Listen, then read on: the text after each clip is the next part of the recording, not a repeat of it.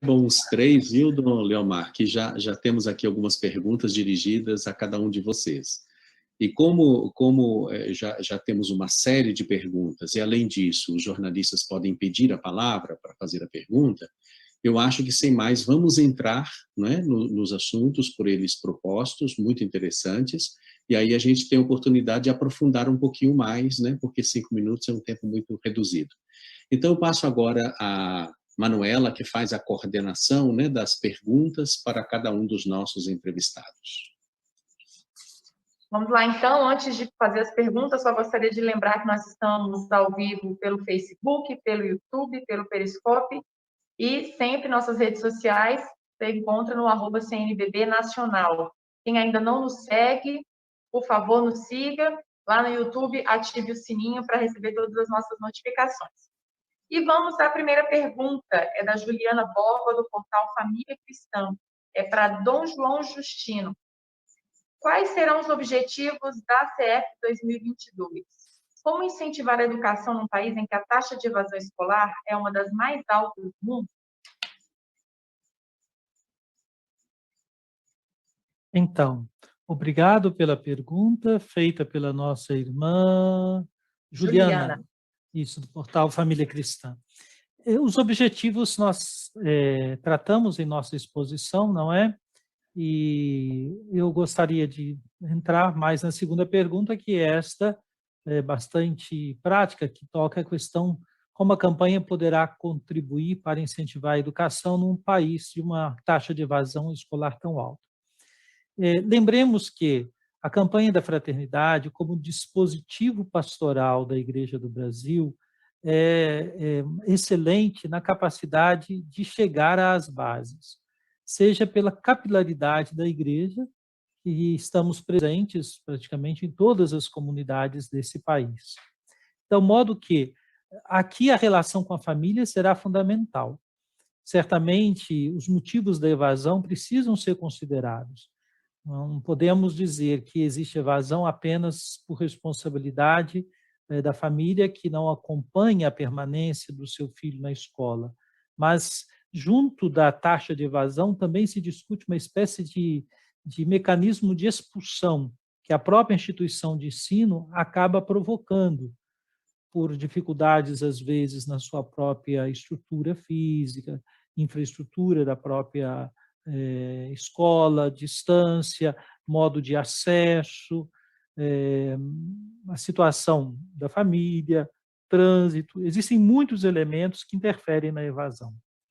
Na verdade, trazer o tema educação para uma discussão com a sociedade ajudará também esperamos, a diminuir essa taxa de evasão, identificando o que de fato provoca evasão e pode ser corrigido e que está ao alcance de famílias, lideranças, gestores públicos e de nossas comunidades também. Muito obrigada, Dom Justino. Agora vamos seguir para a pergunta do Luiz Felipe Leite, da Rádio Brasil Campinas, e é para Dom Guilherme. Até onde o pacto está sendo efetivo na prática contra todos os problemas e questões levantados? Já foi observada alguma mudança? Então, de fato, o pacto, como é que ele trabalha? Nós temos na CNBB, foi criado o GT, Grupo de Trabalho, são 5 bispos, pelas 5 grandes macro-regiões. Nós estamos ligados à Comissão Brasileira, à Comissão Episcopal das Pastorais Sociais. Nós nos reunimos sempre para sermos como que as antenas, os sensores dessas, onde a vida está sendo ameaçada. Debatemos isso, levamos a Dom Valmor, o nosso presidente, que depois pode, qualquer um dos 6 signatários pode chamar os outros 5 para debaterem. Então, nesse sentido, são muitas iniciativas. Como foi dito antes, nós já passamos bem de 100 entidades que estão trabalhando. Então, não é a CNBB sozinha, é em parceria, que nós estamos trabalhando muitas questões, desde a vacinação com direito de todos os brasileiros e brasileiras, desde exigir a volta do auxílio emergencial, desde a interferência ou ao diálogo com os poderes, especialmente o executivo, o judiciário, mas também o legislativo, para exigir que as políticas públicas sejam executadas na sua plenitude. Está presente, nós como igreja especialmente, estamos muito presentes junto ao número de moradores de rua que estão crescendo assustadoramente, a fazer umas grandes campanhas de arrecadação de alimentos não perecíveis, de material de higiene, a termos presença solidária com os profissionais da saúde, desde aqueles que são os motoristas das ambulâncias, até os que fazem a higienização dos nossos hospitais, as UPAs, e junto às equipes de saúde nos hospitais. Então, em vários campos, o Pacto pela Vida realmente está comprometido, e também em reuniões, debates com outros organismos da sociedade civil, para pensarmos politicamente e a parte econômica que deve estar a serviço da vida mais do que a serviço do mercado. E termos que exigir, é um direito do cidadão, da cidadã, exigir os direitos da sua dignidade, da sua vida devidamente atendidos. Nós percebemos, e assim é o retorno que nós recebemos de muitas entidades, de que eles se sentem realmente com gente que está, as organizações signatárias, os outros que estão com eles, para que as pessoas humanas, os cidadãos e as cidadãs brasileiros, sejam aqueles que ocupam o primeiro lugar da preocupação dos nossos governos, municipal, estadual, federal, em todas as suas camadas, suas instâncias. Muito obrigada, Dom Guilherme. Vamos passar a pergunta para Dom Leomar, da Rádio Brasil Campinas. A reflexão da educação e da cultura é algo que falta em todos nós enquanto sociedade? Foi um dos motivos para a crise que vivemos em meio à pandemia? Muito obrigado por essa pergunta, que eu acho que ajuda a nós refletirmos sobre a relação entre educação e cultura. Nós costumamos dizer que existe um jeitinho brasileiro de ser, né? E onde às vezes a gente costuma levar vantagem em tudo. Isso não nos levou a grandes progressos. Daria para dizer que neste momento, por causa da questão da pandemia, 3 pontos podem ser, pelo menos, mencionados. Primeiro, uma anomia, não existe lei. A lei só existe brecha para nós vivermos uma sociedade polarizada, onde o inimigo, o adversário, ou o contraponto se torna um inimigo a ser destruído. Então, a pandemia mostrou muito bem a polarização, que já existia, mas potencializou. O uso da violência tem se fortalecido muito entre nós. A questão do feminicídio, que hoje é toda uma campanha contra essa preocupante ação e situação da sociedade, mas também é uma força que depois dá ênfase até se transborda para as milícias, né? Isso que sucede é a questão do Estado. Quem é que está cuidando realmente do Estado? Né? O torpor moral é o terceiro ponto. Nós estamos anestesiados frente a tudo, e as nossas iniquidades. Olha, nós estamos nos habituando com a violência, com a corrupção, com a situação de morte, e aí eu acho que isso tudo se reflete como lidar com um ethos sadio. Se nós temos ainda situações complexas, como, por exemplo, pessoas que não utilizam máscara e festas que são promovidas com aglomeração, até onde nós vamos chegar? Portanto, uma educação que defenda a vida, que parte dessa cultura brasileira. A cultura brasileira, e aqui é bom saber que a cultura brasileira começa com casa grande e senzala, depois vai para o sobrado e os mocambos, depois para as mansões versus cortiços, os condomínios e as favelas. E nessa polaridade de realidades, nós estamos reproduzindo durante muito tempo uma cultura que necessariamente não está promovendo a vida. É muita morte, é muito descarte. Portanto, uma educação que relacione com a cultura tem que trabalhar pela vida. Isso não pode ser simplesmente... Isso não está esgotado nas aulas das escolas ou das universidades. trata-se especialmente da educação na rua, da educação na família, seja a família como for, ainda que alguém possa questionar, mas a família é indispensável, como diz o Papa Francisco no Pacto Global Educativo, é ali que se aprende desde o agradecimento, o respeito e também a justiça social. Muito obrigada, Dom Leomar. Agora uma pergunta para Dom Guilherme, é do Cláudio Scherer, da TV Unisantos. Ele pergunta o seguinte: a Igreja resgata os pactos, fazendo memória do Pacto das Catacumbas, que gerou grandes bispos santos no pós-concílio. Como resgatar a capilaridade da Igreja Católica na sociedade brasileira se encontramos tantas resistências a essas propostas no meio do episcopado e do clero, como o caso do padre contra as vacinas em janeiro, duramente criticado pelo Senhor? Eu não sei se eu consegui pegar tudo, que deu uns pequenos cortes na fala, mas sobre o pacto e como recuperar, eu diria assim, o profetismo da Igreja, um pouco vai nessa linha, né? Acho que foi isso que o Cláudio nos pergunta, e é uma pergunta do Brasil inteiro. Como dizia agora Dom Leomar, o Brasil, não só na questão civil, mas também na questão religiosa, e dentro das próprias igrejas, na Igreja Católica e igrejas evangélicas, está polarizado. E então, os que assumem o Evangelho, eu faço questão de dizer isso, e não sou eu que digo, isso é a Igreja, a doutrina da Igreja, aqueles que assumem a verdade do Evangelho, e a verdade do Evangelho está fundamentada na justiça.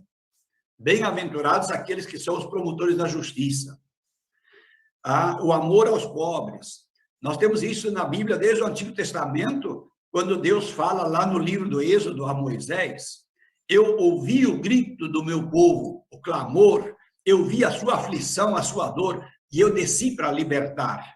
Então, quando alguém assume a palavra de Deus e vive, ele é tratado... Tem um negócio aqui chamado de comunismo, que 95%, 97% que usam a palavra comunismo nunca leram uma linha sobre o que é o comunismo.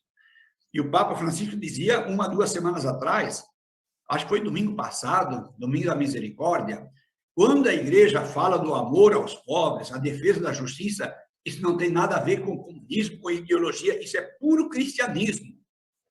Então, nós precisamos, por amor à nossa fé e em nome da nossa fé, retomar com radicalidade o seguimento de Jesus Cristo. Mas qual é o Jesus? É o Jesus de Nazaré, é o Jesus histórico, é o Jesus que Deus fez nascer na periferia do mundo, na pequena Belém. Jesus não nasceu no palácio, Jesus não nasceu na capital, nada é contra quem mora em capital, mas Jesus, Deus escolhe a periferia do mundo para enviar seu Filho Jesus Cristo. Então, quando nós precisamos recuperar esse amor, e dentro desse amor, uma das questões que eu gosto muito de acentuar, que Jesus Cristo, naquela que nós chamamos multiplicação dos pães, poderíamos dar outros nomes de partilha, de solidariedade, mas é conhecido como o texto da multiplicação dos pães.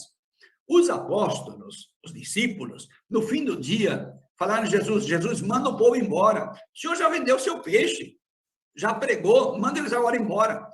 Eles estão com fome, nós não temos aqui. Jesus dizia assim: dai-lhes vós mesmos de comer. Eu tive a graça ainda com o bispo, lá quase no começo do meu ministério, a trabalhar com Dom Luciano Mendes de Almeida, no mutirão da superação da fome e da miséria. E o Dom Luciano Mendes de Almeida insistia muito nesse texto: dai-lhes vós mesmos de comer. Por isso, o Pacto das Catacumbas, que os bispos, muitos bispos do mundo, no Concílio Vaticano II assinaram, de sair dos seus palácios, de sair das suas roupas pomposas, de ter não sei quantos funcionários a seu dispor, a se tornarem servos. É isso que nós precisamos recuperar, e é isso eu acho que está sendo um grande acento, inclusive aqui na nossa Assembleia, e sempre foi, e deve continuar. Eu queria aproveitar esse momento, então, já que eu falei da multiplicação dos pães, que no Pacto pela Vida, uma das questões essenciais, mas é essencial, é recuperarmos o direito à segurança alimentar. O alimento é um direito humano, é direito. Quando você faz programas como auxílio emergencial, isso não é benesse, isso não é favor de um governo. Isso é a primeira prioridade, se dá para fazer a redundância de primeira prioridade, de qualquer governante, a segurança alimentar. Sem isso não existe vida. Então, por isso, nós temos que lutar. E nós não o fazemos por partido político, nós não fazemos por ideologia, nós fazemos em nome da nossa fé.